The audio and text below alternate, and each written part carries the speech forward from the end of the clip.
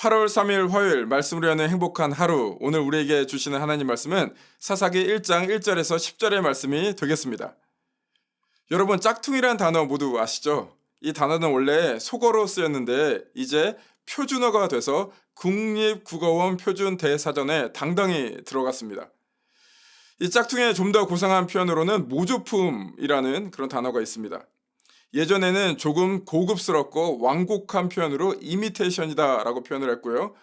젊은이들과 어린이들 사이에서는 가짜의 반대말로 짜가라 그렇게 불렸습니다. 오늘 짝퉁이라는 단어를 계속 쓰면 어감이 좋지 않으니 고상한 단어 모조품이라고 하겠습니다. 아주 가치 있는 것에는 반드시 그것과 비슷한 모조품이 등장합니다. 그러므로 모조품이 있다는 것은 역설적으로 진짜 가치 있는 무언가가 존재한다는 것이죠. 예를 들겠습니다. 가치 없는 그림에 모조품은 절대로 존재하지 않습니다. 가치 있는 그림에만 모조품이 존재하죠. 어떠한 특정한 그림에 모조품이 존재한다는 것은 그 그림이 얼마나 가치 있는 것인가 그 진가를 드러내는 것이죠. 신앙에서도 마찬가지입니다. 신앙에서 가장 가치 있는 요소가 무엇일까요? 여러 가지가 있겠지만 오늘 말씀에 비추어 봐서는 이렇게 말씀할 수가 있습니다. 순종. 왜냐하면 하나님은 우리의 창조주, 구원자, 왕이시며 우리는 그의 피조물, 자녀이기 때문입니다. 우리는 우리의 힘으로 살아가는 것이 아니라 하나님을 의지하며 살아가야 합니다. 그 관계에서 가장 중요한 것은 하나님의 인도하심에 순종하며 살아가는 것이죠. 그렇기 때문에 순종이라는 것은 너무 가치 있는 것입니다. 그 가치 있는 순종이 존재하기 때문에 온전한 순종이 아닌 모조품 순종이 존재합니다. 그 모조품 순종이 우리의 신앙의 걸림돌이 됩니다. 순종하기는 하는데 온전치 못한 비스무리한 순종, 그것이 우리의 신앙의 발목을 잡죠. 그 부분을 생각하시면서 오늘 본문으로 들어가겠습니다. 오늘 본문은 사사기의 첫 부분이 되겠습니다. 사사기의 제일 처음 시작이 어떤지 1절 읽어보겠습니다. 여호수아가 죽은 후에 이스라엘 자손이 여호와께 여쭈어 이르되 우리 가운데 누가 먼저 올라가서 가나안 족속과 싸우리이까? 여호수아가 죽습니다.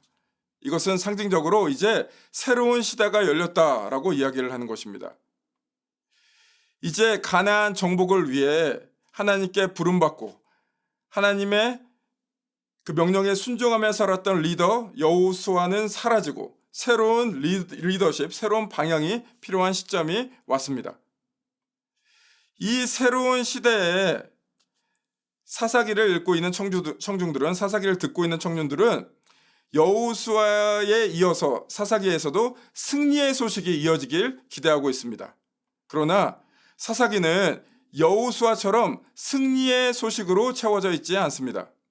사사기는 이스라엘의 실패의 역사가 가득 차 있습니다. 하나님에 대한 불순종, 그리고 나서 이방 민족의 침략으로 나타낸 하나님의 심판, 그 다음 하나님께서 사사를 통해 구원하시죠. 구원받은 후에 다시 불순종에 빠지죠. 이 사이클이 계속해서 반복적으로 일어나고 있습니다. 그러나 오늘 시작은 아주 좋습니다. 1절에서 여호수아가 죽은 후에 새로운 방향이 필요한 이스라엘 민족은 누가 먼저 가나안 민족과 싸우러 갈까요? 라고 하나님께 물으며 하나님의 인도하심에 순종하려고 나아갑니다. 그 다음 2절 읽겠습니다. 여호와께서 이르시되 유다가 올라갈지니라 보라 내가 이 땅을 그의 손에 넘겨주었노라 하시니라. 하나님께서 대답을 하십니다. 여러 지파 중에 콕 집어서 유다 너희들이 올라가라. 그래서 유다가 가나안 민족과 싸우러 이제 올라가는 것이죠. 그 다음 어떤 일이 일어난지 3절 읽어보겠습니다. 유다가 그의 형제 시므온에게 이르되 내가 제비 뽑아 얻은 땅에 나와 함께 올라가서 가나안 족속과 싸우자. 그리하면 나도 내가 제비 뽑아 얻은 땅에 함께 가리라 하니 이에 시므온이 그와 함께 가니라. 유다가 하나님께 순종해서 올라가긴 올라갑니다. 그러나 시므온을 데리고 가죠. 시므온 자손들과 모종의 거래를 합니다. 서로 좀 돕자. 지금 나를 도와주면 내가 너를 나중에 도와줄게. 하나님은 유다 콕 집어서 혼자 가라고 하셨는데 뭔가 자신이 없었는지 확신이 없었는지 순종하기를 하는데 비스무리합니다. 마치 모조품처럼요. 이게 참 미묘한데 오늘 본문을 제대로 이해하는데 이 부분이 굉장히 중요합니다.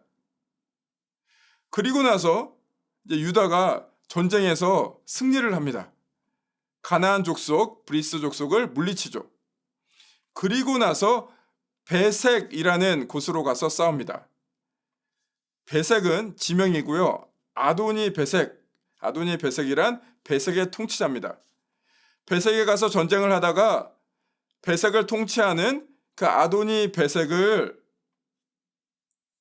도망가는 그 아도니 베색을 유다가 잡아서 잔인한 일을 합니다. 어떠한 잔인한 일을 하는지 6절을 살펴보시겠습니다. 아도니 베색이 도망하는지라 그를 쫓아가서 잡아 그의 엄지손가락과 엄지발가락을 자르매. 아도니 베색의 엄지손가락과 엄지발가락을 자르죠. 이 잔인한 일을 당한 아도니 베색이 이렇게 얘기를 합니다. 7절을 읽어보겠습니다. 아도니 베색이 이르되 옛적에 70명의 왕들이 그들의 엄지손가락과 엄지발가락이 잘리고 내 상 아래에서 먹을 것을 줍더니 하나님이 내가 행한 대로 내게 갚으심이로다 하니라. 무리가 그를 끌고 예루살렘에 이르렀더니 그가 거기서 죽었더라. 아도니 베색이 이렇게 얘기하는 것이죠. 내가 전에 과거에 다른 70명의 왕도 이렇게 했다. 이렇게 했다는 것은 그들의 엄지손가락과 엄지발가락을 자른 것이죠. 그런데 이제 내가 똑같이 당하는구나. 이 뜻은 무엇입니까? 유다가 하나님의 명령이 아니고 자신들이 어떤 판단을 해서 엄지손가락과 엄지발가락을 자르죠. 이것을 어디서 배웠을까요? 이방인의 방식을 따라가는 것이죠. 이방인의 문화가 그들에게 스며든 것을 보여주고 있습니다. 하나님 뜻대로 순종하긴 하는데 그 방식이 모조품이죠. 이제 이방 민족의 방식도 받아들여서 하나님의 그 사명, 그 명령을 시행하고 있습니다. 마지막으로 8절 읽어보겠습니다. 유다 자손이 예루살렘을 쳐서 점령하여 칼날로 치고 그 성을 불살랐으며. 유다 자손이 예루살렘 지역을 정복합니다. 9절 10절을 보시면은 그 예루살렘 그 주변도 정복을 합니다. 그러나 이것은 불완전한 정복입니다. 결국 나중 후에 다윗 때에 이스라엘 민족이 예루살렘에 있는 여부스 사람을 쫓아내고 예루살렘을 완전히 정복합니다. 이 뜻은 무엇이냐면 지금 하는 그 예루살렘 정복이 온전치 못하다라는 것이 밝혀지는 것이죠. 하나님께 순종을 하긴 하는데 비스무리하게 하면 모조품처럼 하면 결국 이렇게 불완전한 결과를 가지고 오게 되는 것이죠. 오늘 말씀 우리의 삶에 적용해 보겠습니다. 진짜 순종을 하십시오. 온전한 순종을 하십시오. 비스무리한 순종 말고 모조품 순종 말고 하나님께 전심으로 순종하시길 바랍니다. 형제교회 얘기는 아니고요. 예전에 어떤 한 성도님이 어떤 이제 사역을 하시는데 함께 사역하는 그 주위에 너무나 많은 사람에게 상처를 주고 그분들을 힘들게 하는 그런 사건이 있었습니다. 제가 기다리다가 결국 그분한테 가서 조심스럽게 그 부분에 대해서 말씀을 드렸는데요. 그러니까 그분이 아주 쿨하게 그 부분에 대해서 인정하셨습니다. 그 부분에 대해서 인정하긴 하셨는데 이런 말씀을 하시더군요. 뭐로 가도 서울로만 가면 되는 거 아닌가요? 한마디로 얘기해서 결과만 만들어내면 하나님 뜻을 이루면서 순종하며 가는 것 아닌가요? 라는 말을 하셨는데 그 말이 참 기억에 남습니다. 물론 어떠한 결과를 내기 위해서 하나님께 순종하며 살아가는 게 필요합니다. 그러나 더 중요한 것은 그 과정에서 순종해야 되는 것이죠. 왜냐하면 우리는 그 과정에만 충실할 수 있지 어떤 결과를 만들어낼 수 없습니다. 결과를 만들어내시는 것은 하나님께 달렸기 때문입니다. 우리는 예수 그리스도를 우리의 길, the way라고 고백을 합니다. 그렇다면 우리가 살아가는 방식이나 일을 하는 과정이 예수 그리스도의 제자로서 합당해야 된다라는 뜻이죠. 그 과정에서 하나님 방식대로 순종하는 것이 꼭 필요한 것이죠.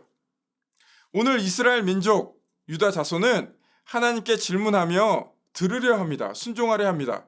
그러나 결국 유다 자손들은 자신이 승리하는 데 초점이 맞추어지니 시몬을 끌어들이고 이방인의 방법으로 전쟁을 진행합니다. 하나님이 주신 사명을 이루어가는 과정에서 그 무엇보다도 자신들의 승리가 중요했던 것이죠. 그래서 온전한 순종보다는 자신이 유리한 방식, 자신이 원하는 방식, 자신이 익숙한 방식, 그것을 고집했던 것입니다. 여러분과 제가 오늘 살아가는 삶의 과정에서 하나님께 그냥 순종한 듯 그렇게 살아가고 있지는 않습니까? 여전히 우리의 방식대로 살아가고 있지는 않습니까? 겉으로는 하나님의 영광을 위해 모든 것을 한다라고 얘기를 하지만 여전히 내가 원하는 결과를 얻어내기 위해서 그 신앙의 여정에서 내 방식대로, 내가 편한 대로 고집하고 살아가고 있진 않습니까? 여러분 혹시 이렇게 생각하시나요? 뭐 남들도 다 그러는데 좋은 게 좋은 거야. 온전한 신앙생활은 어떤 특별한 사람만 하는 거야. 나는 할 수 없어 하면서 하나님에 대한 온전한 순종을 하지 못하진 않으십니까? 여러분, 오늘 온전한 순종이 여러분의 삶에서 필요한 부분이 어디입니까? 하나님께 온전히 철저히 순종한다는 것은 그분을 무서워하는 것이 아니라 그분을 철저히 믿고 사랑한다는 가장 좋은 표현입니다. 우리의 중심을 하나님께서 보십니다. 우리의 중심이 하나님께 온전히 향했을 때 하나님께서 기뻐하십니다. 그러니 여러분, 오늘 모조품 순종이 아니라 온전한 순종을 하시길 바랍니다.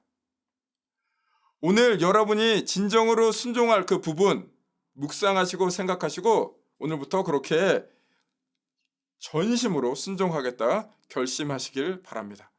그것을 통해 하나님을 기쁘게 하는 저와 여러분 되시기를 주님의 이름으로 축복합니다. 함께 기도하시겠습니다.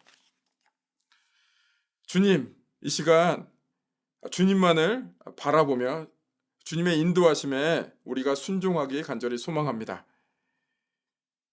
순종하는 척하지 않겠습니다. 우리의 온 마음과 우리의 삶을 들여서 전심으로 순종하기 원합니다. 그 길을 갈 수 있도록 더욱더 우리에게 힘주시고 우리에게 용기 허락하여 주옵소서. 그 길을 갈 때 세상이 줄 수 없는 주님의 평안, 주님의 기쁨 맛볼 수 있도록 주여 함께하여 주시옵소서. 이 모든 말씀 우리 주 예수 그리스도의 능력의 이름으로 기도드립니다. 아멘.